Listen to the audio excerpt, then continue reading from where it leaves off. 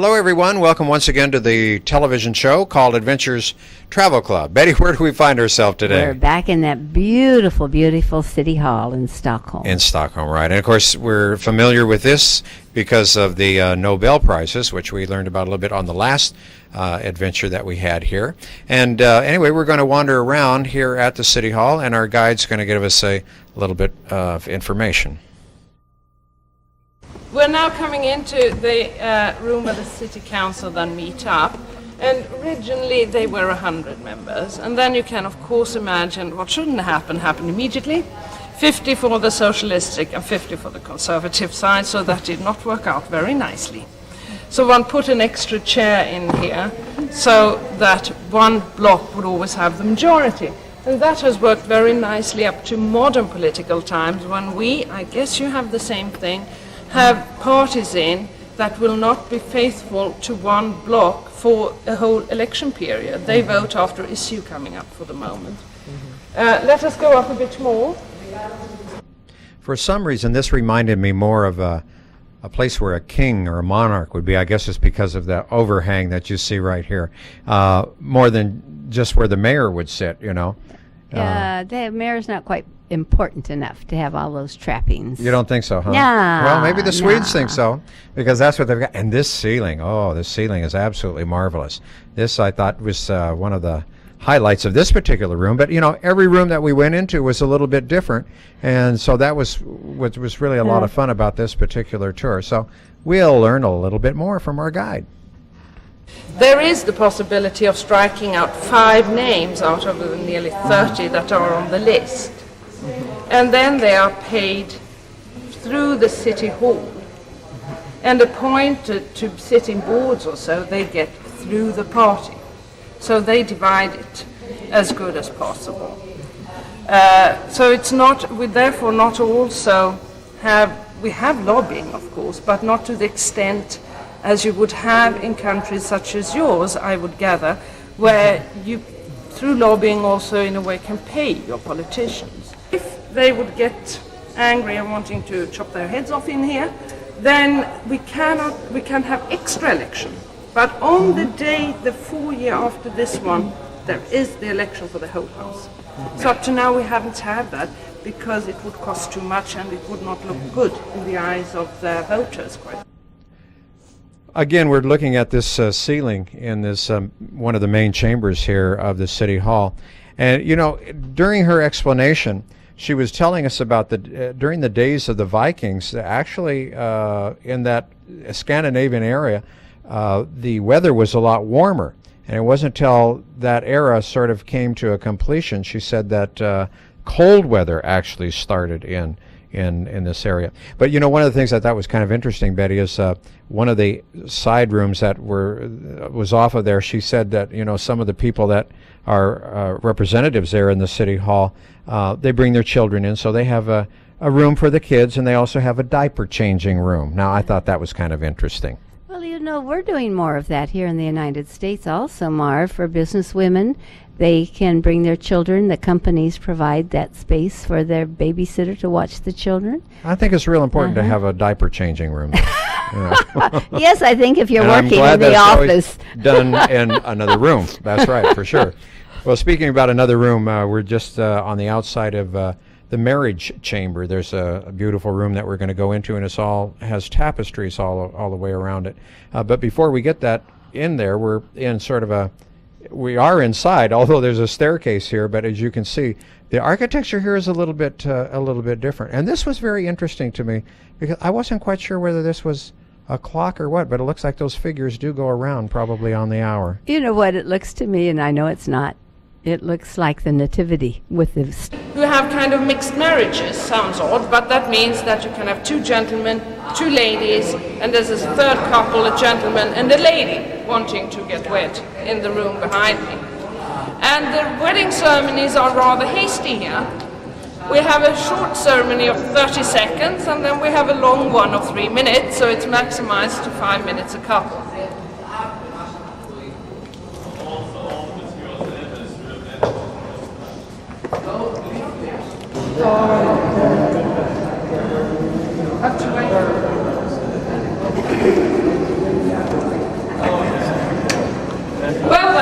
This is then the little French room, as we call it, where the weddings take place.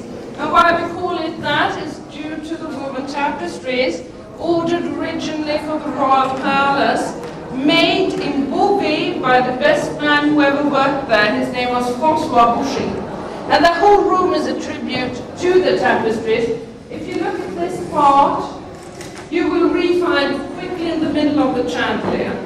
So there is not one color, not one form in this room that you do not re-find in the tapestries. That's also why these two pillars of marble, they are not Swedish, because here, in the floor and in the staircase, there is color that we don't have.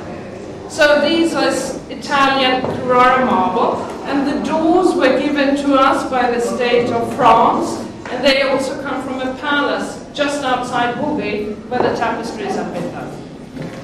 Are you into tapestries, Betty? Yes, I am. Beautiful, really. aren't they? Uh-huh. Yes. These were gorgeous ones, weren't they? I bought one in Guatemala, but it's more not a real tapestry, but it's beautiful. Oh, I bet. Well, now this room, this is what gets me about this place. Every room that we went into was so totally different, and I think that's probably part of the charm of the City Hall here in Stockholm. Well, we are come into what is called the Gallery of the Prince. Let us move up a bit now.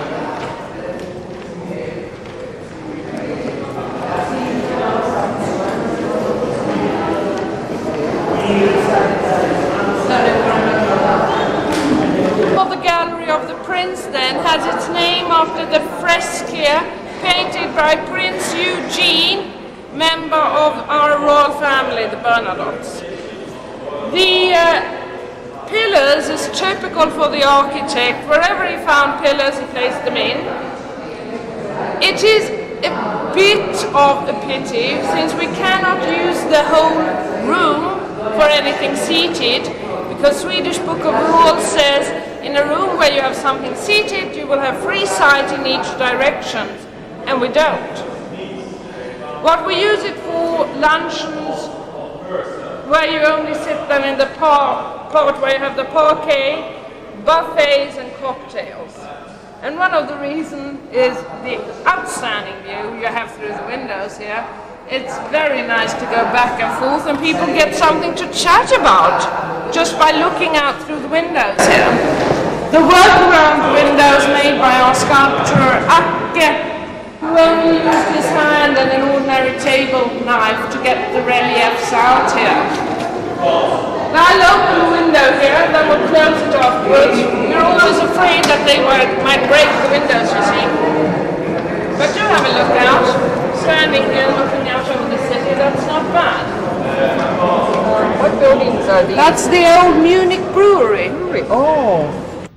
Well, I don't think the brewery is used any longer as a brewery, but it's a pretty nice building. That view from here is really something, because we get a chance to look at some of the other islands over here across this lake. And you can see part of the old town, which we are going to visit later on. Marv, you know, and with the clouds, the overhang, it just gives it sort of a mystic appearance. It's beautiful. It really is nice.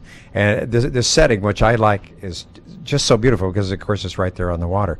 But everywhere you looked, I mean, now here in that long hallway, we're looking right up at one of the ceilings, and we can see the intricate painting work that is done up here, and of course, this beautiful chandeliers, which were really quite something. The ceilings intrigue me. Each ceiling, in the rooms that we went into, were different, but the scrolling type of design, you know, that reminds you of like what the Germans did in the front of their houses in Oberammergau. They would do the scrolling, and of course, highly colored.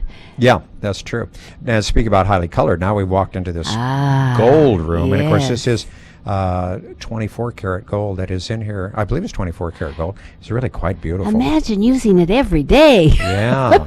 Oh, and this is also, of course, where they have the ball after they've had the dinner, the ball for the Nobel Prize winners and their guests. So this is quite a magnificent building. Another thing, Marv, with the floors were so magnificent. The marble floors, the terrazzo. I guess some were terrazzo. And some of the inlaid things yes, as well. the parquet. Oh, really, yeah. very, very nice. Of course, but I would say this is northwestern Europe's most beautiful hall of representation. It is 24 karat gold mosaic work made by Einar Forsse. What he's done, well, he's shown us images of long wall here. It starts with the Bishop Ansgar, and with him officially the Viking period ends. And then it goes over the Saint Eric, who is the patron of the city. And in the third window, left-hand side, the battle at Brunkeberg, and the victory statue after that one we'll see in the cathedral, which is regarded as one of the two best art items of Sweden. And then we'll make a jump to 1, 2, 3, 4, fifth window, right-hand side, Queen Christina. She wanted to become a Catholic. Her father fought fiercely on the sides of the Protestants in the 30 Years' War. So she had to abdicate and went to Rome, and is the only of our kings or queens not to be buried here. She lies in the Peter's Church in the Vatican. And the next one, you know, I'm sure you know, that is Gustavus III, killed at a masked ball in the Opera of Stockholm, this inspiring Giuseppe Verdi to write the opera The Masked Ball. So it deals with our king, Gustavus III, and how he was assassinated in Stockholm in the end of the 18th century. And then the last one, Elsa Brännström. She was a nurse from a Red Cross during the First World War in Siberia, and is called the Angel of Siberia. Took care, you know, she did what Nightingale did in Crimea. She didn't give a of which uniform was standing in front of her. If she could take the boy in, she did. And then you have here in the middle, she looks more like a Greek Medusa as anything else, but she is a symbol for Stockholm, the queen of the Lake Mälaren. And then on the left-hand side there, the world has to come to give her tribute. Of course, you're in Stockholm. And it starts then on the left-hand side with the Statue of Liberty in America. And this might be a bit odd for you, but starting and ending with two cities of major importance for us, we had, at your customs, the highest quota to take into the states of any nationalities. We weren't so many in Sweden, but 25% of the total population of Sweden emigrated over to America in the last century. So you can imagine what brain drain this also was for us. And well, there were different reasons, of course. Famine, religious problems, just as anywhere else in those days. And on that side then it continues over the Western Hemisphere. You see the Eiffel Tower, for instance, and then it ends with one of our cathedrals in the south of Sweden. And on the other side, the girl with the horn there with the cow, that's the northern parts of our country. And then it goes over the Eastern Hemisphere and end with the Sophia Cathedral in Istanbul. This isn't very easterly, is it? But you know, our Vikings, they went over the Volga down to Miklagård. So the idea is that this is a house of representation for the Stockholmers.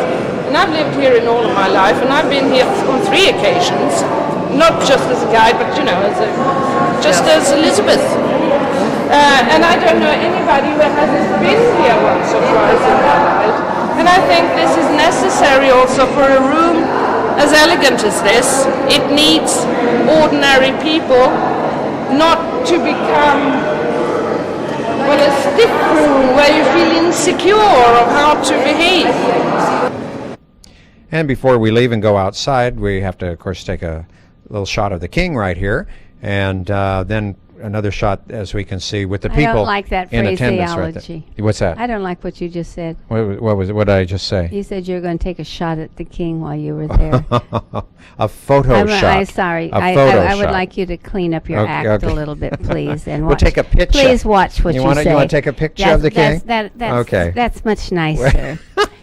Well, that's what we did. We took a picture of a picture of a king. A picture of yeah, and I was teasing you, of course, but he looked like he had a great disposition to me. The nice half smile on his face. Well, you know, we read a lot about the royal family, and I mean, they're quite outdoors people, and they're, you know, in a small country like that too. People, I think, have the opportunity to see the monarchy more than they do with some of the other countries. I think. It In seems fact, like they mingle. Yeah, I think the prince is going to school. Crown Prince is going to school here in this country, if I'm not mistaken. I believe. Yeah. But of course, then they were all outdoors people. But I suppose that goes with the terrain there. But horsemanship and you name it, they did it. Skiing. And intelligent and educated. Well, we found the same thing, you know, in the other country, in Norway, right across the border, is this same type of situation, I think, and that's really nice to see. And I think one of our guys was telling us that when we were in Norway, you know, you just go up, you happen to see the king or queen on the street, and go up and say, "Hi, Your Majesty, how are you doing? Hey, I have this problem, by the way." Yeah. So I don't know, maybe it's the same thing here in Sweden. I'm not quite sure. Evidently, security is not a problem. I don't think so, and I think the crime rate is very, very, very low. So that's, you know, that makes this a very, very desirable area. Yeah. But this is what makes it desirable to me. It is so beautiful. I mean, here we are right on one of the lakes, of course, on a small island. Oh, and my. Isn't that nice?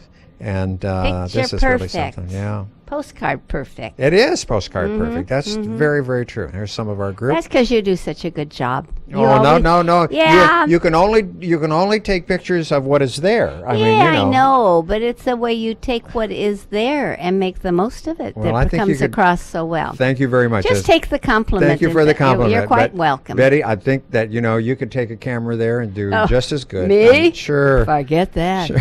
I can't even use a little brownie. Well, we're going to get back on the bus now, and we're going to continue our tour of Stockholm. Outside, and the first public hospital was opened here at the end of the 18th century. I talked about the North African influence. Do have a look here at the end of this wall, up a bit to your right. That tower is open in each 4 directions. There are even small balconies in front of it. You'll be able to see it better from the island of the nobility, but it's an ending of a minaret that you're actually looking at up there. And then the island of the nobility here on your right hand side, the little small white tower at the corner of that island, is part of an old defence wall around Stockholm. The church itself being the second eldest of Stockholm. The tower isn't, of course. That's a modern tower added in the last century. And we will go up on that island shortly. Stockholm as such is built upon 14 islands, and the smallest of our 14 islands coming up here to the right, a house and a parking lot, and that's it on that island. Det är den här som är frågan om vi kan köra, annars så kör vi rakt fram till Gustav Adolfs torg. För den har 8 ton per axel där uppe. We will pass through the power center of Sweden, because as we go up the street here on your left hand side, you have in the block called the Bath of the Roses, the government premises and justice department is to be found here on your right hand side.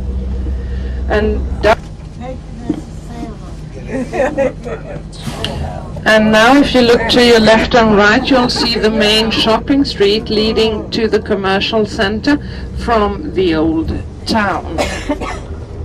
Well, yes, you were right, there is a sale on. Our word for sale is REA, R-E-A. We found that out quickly. You did? Oh, yes. I usually do too.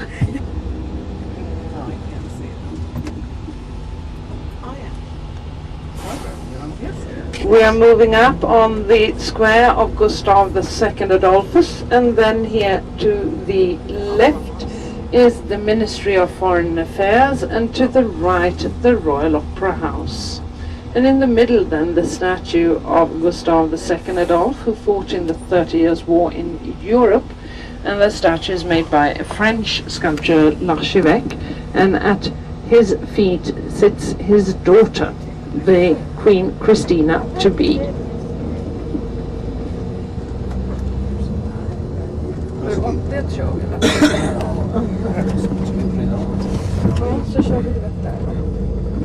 And we're moving up on the island of the Holy Spirit, Helgeandsholmen. To the right then, a house that was built for the Swedish Parliament when we had 2 chambers. Today the 17 steady committees are to be found there. And right in front of us, the Hill of the Lion, with the only balcony of the Royal Palace here in Stockholm. The palace, one of the bigger ones still in use, 608 rooms as a total. This is a side entrance. As we later on go up to visit the cathedral, you will see the main entrance of the palace. Behind the old Parliament building, you have the old National Bank added with a copper roof. That is the chamber today. And under the bridge, a corridor to the house to the right here, where our MPs have working and overnight rooms of 17 to 20 square meters, since they have to be in Stockholm each week, Tuesdays to at least Thursdays.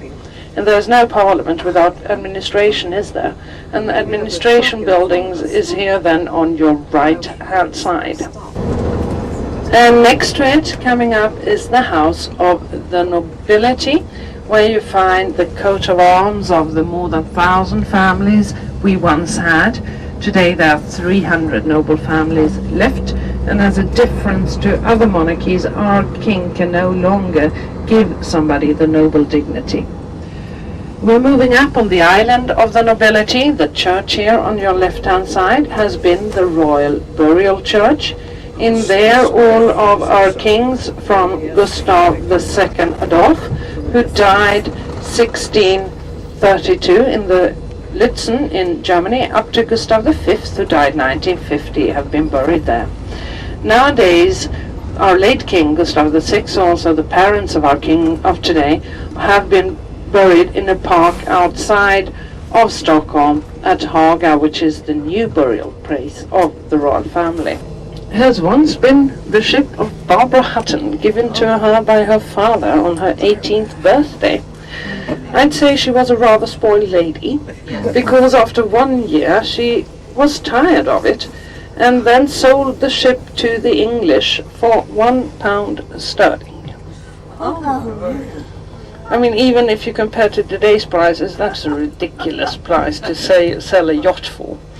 I'd like just to make a photo stop here, because here you see why we regard the City Hall as one of our most beautiful buildings. The location here it has from the lake is magnificent, and you see it better from this side.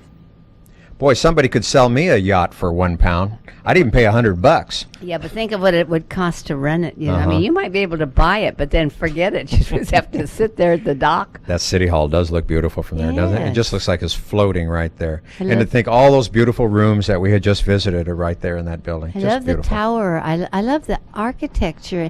It has such an oriental feel to Yeah, it. it did. It had such a, I think, a mixture, of architecture, the way that she had explained it. I think that was done on purpose. Anyway, this view, like you say, is magnificent. Water's getting a little bit choppier. However, it hasn't started to rain just yet. And this area right here, we can see this building was where the royal family stayed while the royal palace was being built. So they had quite a view out that window. All they had to do is look right across. They see the City Hall, and of course all of the other beautiful buildings, including the old brewery, was sitting right there on the lake. I love those rounded corners They're like beautiful. towers, Yeah. Oh no. Yeah. That architecture is very nice as well. Well, let's travel on and see some more of the city. Now we're moving up on the Slussen, and this divides Stockholm into the part here to the left, situated at the Baltic Sea, and to the right, the Lake Mälaren. And the locks here is a traffic junction. Also, the buses are to our eastern suburbs, go from here, built in the 1930s. Then we drove on our left-hand side, but the architect building this, he must have realized that Britain, Iceland and Sweden couldn't be the only countries continuing driving on the left-hand side. So as we switched to right-hand driving, we noticed that he'd actually planned it for right-hand driving from the start, because it works much better now than it has ever done before. And then here to the right, the old city hall of this southern island. Today it is the City Museum here. And we're moving up on the southern island, which is the most original of the 14 Stockholm Islands. And this is due to what I mentioned in the City Hall. This has been the working class island up to the 50s. So instead of tearing down houses and blowing away mountains here, one has let the houses adapt to the geography that was here. So on the island you have wooden houses and stone houses from the 16th century up to ultra-modern buildings as well. And this makes her very, very interesting from a cultural, historical and also architectonical point of view. Here you have a nice view to the left. Don't take any pictures here. We're up on our way to the mountain street, where I will first explain to you what you see. Shopping street of the southern island, Folkungagatan. And you can see here it is in a way still the medieval atmosphere. You have shops on the ground floor and on top of that ordinary flats. While in the commercial center you have shops on the ground floor, but on top of it offices. Here this has not been necessary to do yet, which also gives a very, very good indirect social control here in the evenings as people walk out and in, and there are still restaurants and pubs on the ground floor, while in the inner city people who might have had a glass or two too much can be rather secure in the fact that there will not be anybody walking out and in of the doors of the houses there. The mountain street that we're moving up to is known from paintings and books from the 17th, 18th century and onward. It is a classic view over the city. And at the mountain street also the smallest of our hospitals, Ersta Diakonisseanstalt, driven by nuns originally. And you have a museum to the right, but up here still is being baked the bread that is used for the sermons in the churches in all of Sweden. Well, we don't have time on this show to look at everything from this viewpoint, but we're going to take a little bit of a look at it, and then our next show we'll see some more. But this, as she says, it is very much of a magnificent view, a word which we have used over and over again. We're coming to the end of this show, but we have a lot of trips that are coming up, and Betty has a lot of information for you. So if you're interested in any of the trips that we have, please give Betty a call. 488-7443. And we have some real exciting news for you on some of these trips. So give Betty a call right away if you will. She'll give you more information. Bye-bye. Bye-bye.